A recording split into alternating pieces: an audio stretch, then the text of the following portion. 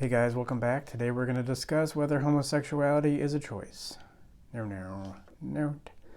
This is a question I received on my daddy issues video, I think in a sense asking if somebody has daddy issues, does this make them more likely to be homosexual, which I think spills over to the broader topic of whether homosexuality or what part of our sexuality is a choice, what part is innate, what part is perhaps that weird space between a choice and innate, unconscious. Let's get into it. This is a dicey topic, and I think me answering this as honest as I possibly can may make me even less employable than I already am. But first, I think let's start off this discussion. What did Freud do? I mean, what is Freud's main contribution to psychology? He, in a sense, showed us, he opened up the idea that sexuality is important, but part of that is showing us that the decisions that we make, or the reason why we're making a decision, isn't necessarily what we're conscious of. This is really Nietzsche's point in Will to Power, but Freud kind of adopted it to psychology. You think you're doing something for a certain reason, it may not be for that reason. And now I think we live in this society which can be healthy, which can be a healthy tool to question our decisions. Why am I really doing this?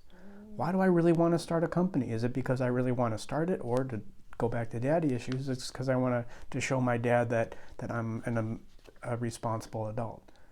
We're starting to question and analyze our decisions on a deeper level. So isn't it interesting? And in this culture of every decision that you make is open to question, the one decision that's really not open to question, well, the trans thing, but that's for another issue. But another the decision that's really not open to any question whatsoever, and if you question it, you're automatically a bad person and hate gay people, is the choice to be homosexual.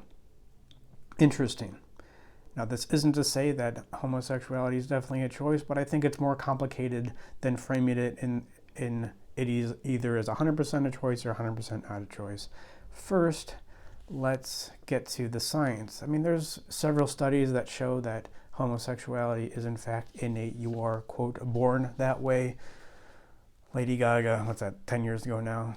Yeah, you can be born that way if you are homosexual. I mean, the study that I like the most, I think that has the most scientific backing, is we all know that fetuses are female. All fetuses start out female, and what makes a fetus go from female to male is several injections from the mother of, in a sense, male hormones, in a sense, testosterone. And what happens in homosexual children is they simply do not get all the testosterone injection from the mother in utero.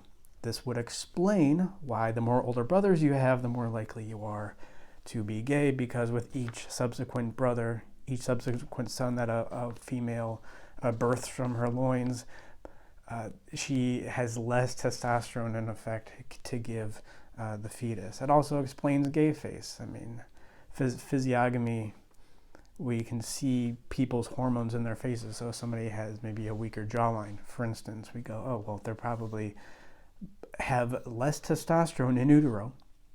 Therefore, they are more likely to be gay, generally speaking. However, this can't explain all of homosexuality, because just in my experience, clients who I've worked with, I've really noticed 3 different kinds of gay people. And again, this isn't to say that one is worse than the other, but we got to be honest. We got to be honest when we're talking about homosexuality. If we really want to come to terms with it as a culture, which I think would be really healthy for us to do, the fact that it does exist, it's always existed, let's just accept it.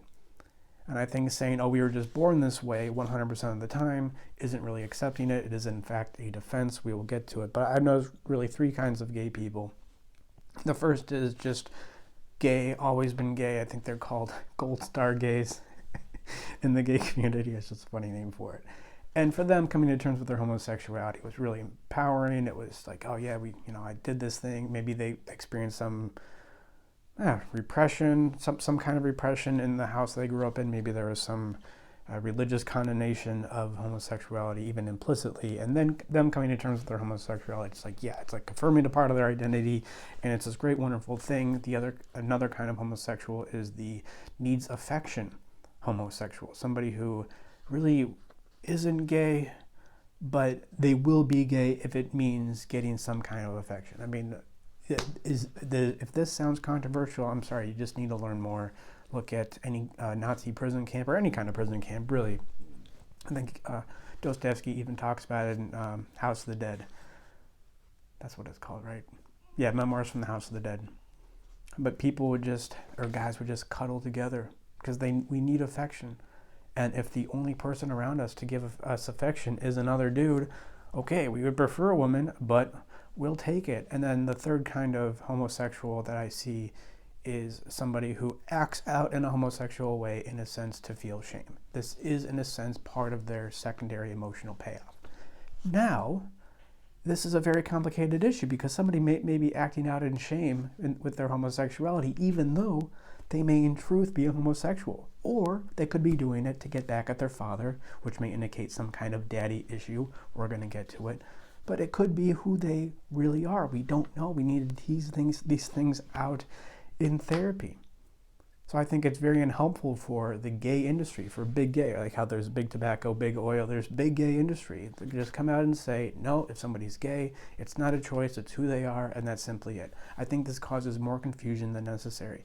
Maybe somebody is acting out in a homosexual way to feel shame, or they could be doing it because that's who they really are, and their shame is part of some cultural programming that received if they grew up in Florida, for instance. The north part of Florida, right? That's the joke. The further north you go in Florida, the further south you go.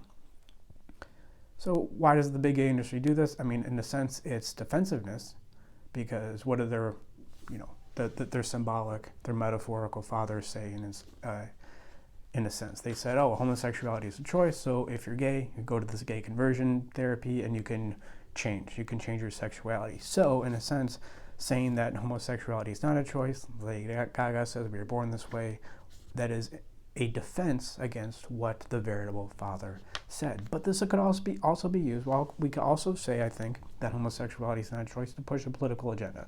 Because if homosexuality is indeed not a choice, if you are indeed born this way, then you can be used as a political fodder. You can be used as an oppressed class.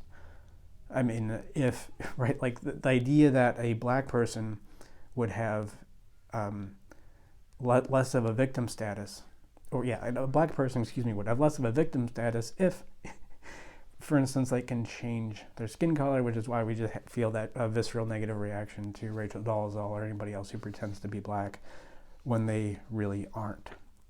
So I think saying that homosexuality is a choice would do the same thing to homosexuality, making homosexuals as a political class less likely to be a political class, therefore. But the big picture here, I think, and how this relates to daddy issues, is that sexuality is complicated.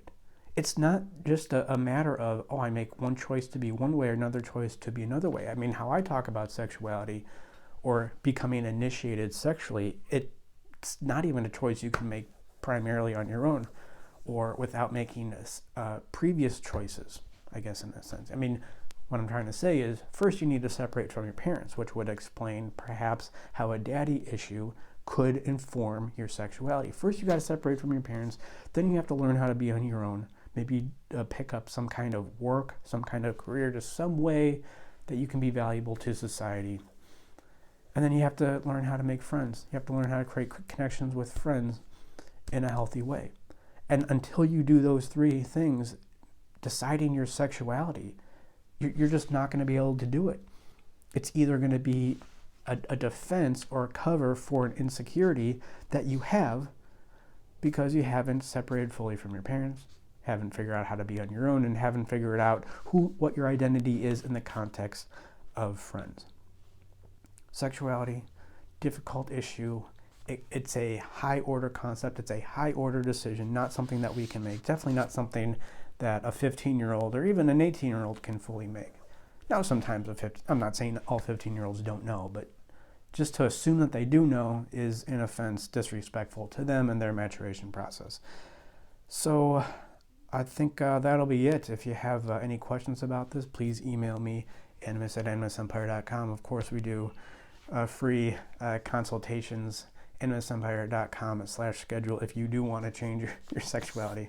No, I'm kidding. But if you have questions about your sexuality, if you think you might be gay, if you're not sure, I can help you. We can help talk through issues, probably not pertaining to your sexuality, first and foremost. We first need to talk about other issues, your anxiety, your resentment, any frustrations you have in your life, how you maybe have not separated fully from your parents, and how this could possibly be influencing your choice in what you find attractive. All right, guys, thank you for watching. I'll leave it there. And remember, sexuality is complicated. So is homosexuality. That's a kind of sexuality.